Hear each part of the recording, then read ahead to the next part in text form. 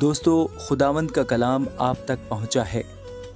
Please like اور share لازمی کیجیے۔ God bless you. خداوند کا شکر کرو، اس کے نام سے دعا کرو، قوموں میں اس کے کاموں کا بیان کرو، اس کی تعریف میں گاؤ، اس کی مدح سرائی کرو، اس کے تمام عجائب کا چرچا کرو، اس کے مقدس نام پر فخر کرو۔ خداوند کے طالبوں کے دل شادمان ہو، خداوند اور اس کی قوت کے طالب ہو، ہمیشہ اس کے دیدار کے طالب رہو۔ ان عجیب کاموں کو جو اس نے کیے، اس کے عجائب اور منہ کے احکام کو یاد رکھو۔ اے اس کے بندے ابراہیم کی نسل، اے بنی یعقوب اس کے برگزیدو، وہی خداوند ہمارا خدا ہے، اس کے احکام تمام زمین پر ہیں۔ اس نے اپنے عہد کو ہمیشہ یاد رکھا، یعنی اس کلام کو جو اس نے 1000 پشتوں کے لیے فرمایا، اسی عہد کو جو اس نے ابراہیم سے باندھا، اور اس قسم کو جو اس نے اسحاق سے کھائی، اور اسی کو اس نے یعقوب کے لیے آئین یعنی اسرائیل کے لیے ابدی عہد ٹھہرایا، اور کہا کہ میں کنعان کا ملک تجھے دوں گا کہ تمہارا موروثی حصہ ہو۔ اس وقت وہ شمار میں تھوڑے تھے، بلکہ بہت تھوڑے، اور اس ملک میں مسافر تھے، اور وہ ایک قوم سے دوسری قوم میں اور ایک سلطنت سے دوسری سلطنت میں پھرتے رہے۔ اس نے کسی آدمی کو ان پر ظلم نہ کرنے دیا، بلکہ ان کی خاطر اس نے بادشاہوں کو دھمکایا اور کہا کہ میرے ممسوحوں کو ہاتھ نہ لگاؤ اور میرے نبیوں کو کوئی نقصان نہ پہنچاؤ۔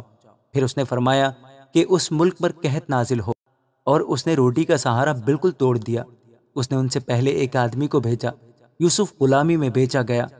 انہوں نے اس کے پاؤں کو بیڑیوں سے دکھ دیا، وہ لوہے کی زنجیروں میں جکڑا رہا جب تک کہ اس کا سخن پورا نہ ہوا۔ خداوند کا کلام اسے آزماتا رہا، بادشاہ نے حکم بھیج کر اسے چھڑایا۔ ہاں، قوموں کے فرمان روا نے اسے آزاد کیا۔ اس نے اس کو اپنے گھر کا مختار بنایا اور اپنی ساری ملکیت پر حاکم بنایا، تاکہ اس کے امراء کو جب چاہے قید کرے اور اس کے بزرگوں کو دانش سکھائے۔ اسرائیل بھی مصر میں آیا اور یعقوب حام کی سرزمین میں مسافر رہا، اور خدا نے اپنے لوگوں کو خوب بڑھایا اور ان کو ان کے مخالفوں سے زیادہ قوی کیا۔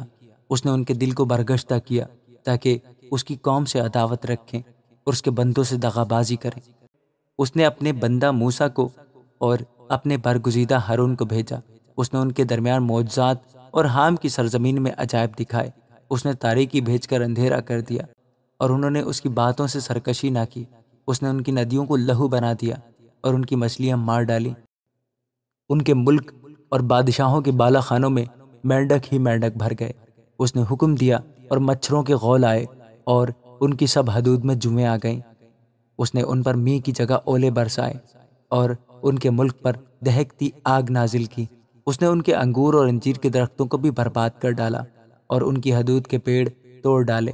اس نے حکم دیا تو بے شمار ٹڈیاں اور کیڑے آ گئے، اور ان کے ملک کی تمام نباتات چٹ کر گئے اور ان کی زمین کی پیداوار کھا گئے۔ اس نے ان کے ملک کے سب پہلوٹوں کو بھی مار ڈالا جو ان کی پوری قوت کے پہلے پھل تھے، اور اسرائیل کو چاندی اور سونے کے ساتھ نکال لایا، اور اس کے قبیلوں میں ایک بھی کمزور آدمی نہ تھا۔ ان کے چلے جانے سے مصر خوش ہو گیا، کیونکہ ان کا خوف مصریوں پر چھا گیا تھا۔ اس نے بادل کو سائبان ہونے کے لیے پھیلا دیا اور رات کو روشنی کے لیے آگ دی۔ ان کے مانگنے پر اس نے بٹیریں بھیجی اور ان کو آسمانی روٹی سے سیر کیا۔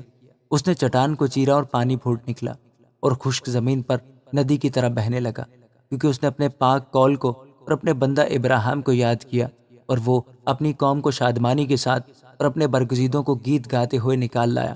اور اس نے ان کو قوموں کے ملک دیے، اور انہوں نے امتوں کی محنت کے پھل پر قبضہ کیا، تاکہ وہ اس کے آئین پر چلیں اور اس کی شریعت کو مانیں۔ خداوند کی حمد کرو۔